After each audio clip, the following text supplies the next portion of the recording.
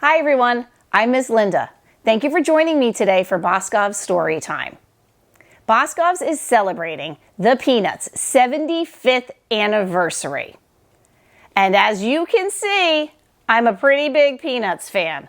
I have been collecting all things Snoopy since I was a little girl. And today I am very excited to be reading one of my favorite stories to you. It's The Great Pumpkin, Charlie Brown, by Charles M. Schulz.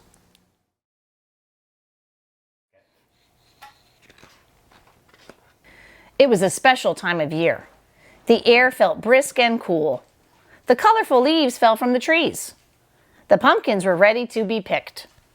It was fall, and for Linus, Lucy, Snoopy, and Charlie Brown, that meant Halloween was almost here.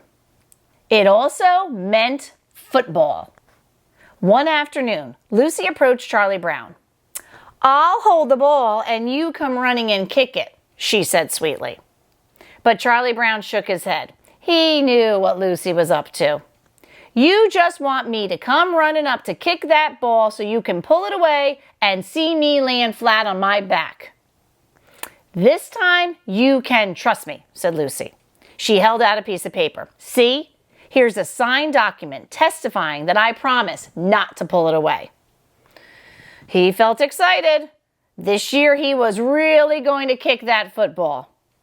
Charlie Brown got a running start. But, as usual, Lucy pulled the ball away as he got close. "Arrgh!" cried Charlie Brown as he flew into the air. "Peculiar thing about this document," said Lucy. It was never notarized. Meanwhile, Linus was busy with his own fall tradition. He was writing his annual letter to the Great Pumpkin. "Dear Great Pumpkin," Linus began, "I am looking forward to your arrival on Halloween night. I hope you will bring me lots of presents." Charlie Brown was curious. "Who are you writing to?" he asked.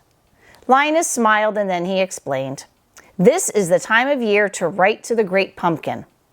On Halloween night, the Great Pumpkin rises out of his pumpkin patch and flies through the air with a bag of toys for all the children." Charlie Brown just shook his head as he walked away. Even Snoopy laughed as he walked by. Linus kept on writing. Soon his sister Lucy came by. "Not again," Lucy complained over his shoulder. "Writing a letter to a pumpkin? You make me the laughingstock of the neighborhood." But Linus still wrote, "Everyone tells me you are a fake, but I believe in you." A little while later, Sally walked over. She wanted to know what Linus was doing. Linus told her all about the Great Pumpkin. "Would you like to sit with me in the pumpkin patch on Halloween night and wait for the Great Pumpkin?" "I'd love to, Linus," said Sally. Finally, Linus was finished writing his letter. "And how do you think you're going to mail that letter?" Lucy asked. "You can't possibly reach the mailbox, and I'm not going to help you." But Linus had an idea. He used his blanket like a lasso to open the mailbox. Then he tossed the letter in. Nothing could stop him from sending his letter to the Great Pumpkin. As Linus went proudly back inside, Charlie Brown came running up to Lucy. "I got an invitation to a Halloween party," Charlie Brown told her. He did a happy dance. "It's the first time I've ever been invited to a party." Lucy frowned. If you got an invitation, it was a mistake. There were 2 lists, one to invite and one not to invite. You must have been put on the wrong list. But Charlie Brown didn't care what Lucy said. He had his invitation and he was going to that Halloween party. Soon it was Halloween night. The kids all changed into their costumes for trick-or-treating. Lucy was a witch. Sally was a ghost. She was afraid of her own costume. Charlie Brown was also a ghost, but he had a little trouble with the scissors. Pigpen was a ghost, a very dirty one. Even Snoopy had dressed up. He was a World War I flying ace. "Now I've heard of everything," exclaimed Lucy. As Snoopy marched in a different direction, the little group hurried off to start trick-or-treating. They soon ran into Linus in the pumpkin patch. "Have you come to sing pumpkin carols?" he asked them. "You're going to miss all the fun, just like last year," Lucy told him. But Linus didn't care. He knew the great pumpkin was on his way to this pumpkin patch. "You really think he'll come?" Sally asked. As everyone left to go trick-or-treating, she was torn. Should she go with them or stay with Linus? Sally decided to stay. "I'm glad," said Linus. "You'll see the great pumpkin with your own eyes. Each year, the great pumpkin rises out of the pumpkin patch that he thinks is the most sincere. He's got to pick this one. I don't see how a pumpkin patch could be more sincere than this one." Meanwhile, the other kids had arrived at their first house of the night.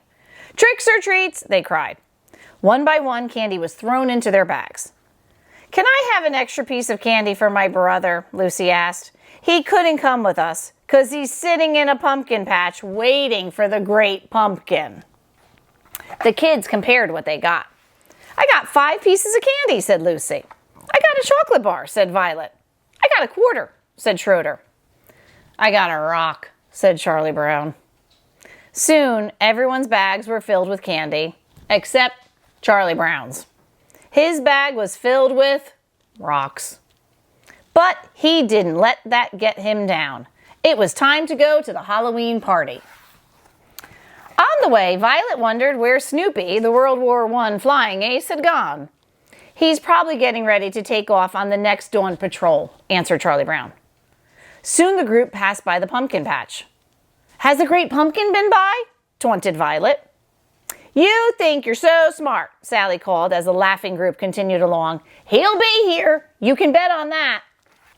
Sally turned to Linus. "All right, where is he?" "He'll be here," Linus assured her. "I hope so," said Sally. "Just think of all the fun we're missing." Across town, the Halloween party was in full swing. There were games and music and pumpkins to decorate.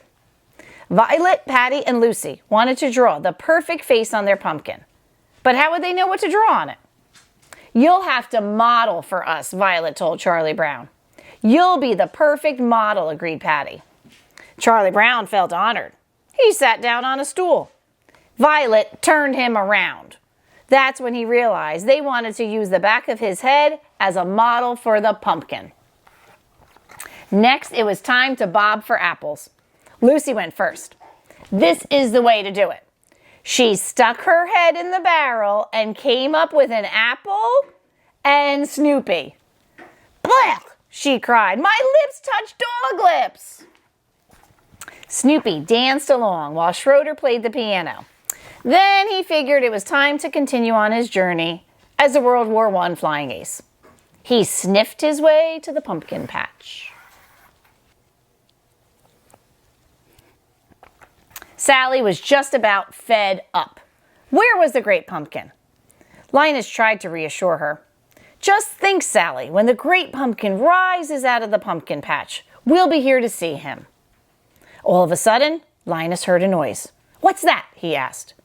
He watched as a dark figure appeared in the pumpkin patch. "There he is! It's the great pumpkin!" Linus shouted. He was so excited that he fainted. When Linus awoke, Sally was waiting for him. "What happened?" Linus asked. "What did the great pumpkin leave us? Did he leave us any toys?" Sally couldn't contain her frustration any longer. "I was robbed!" she shouted.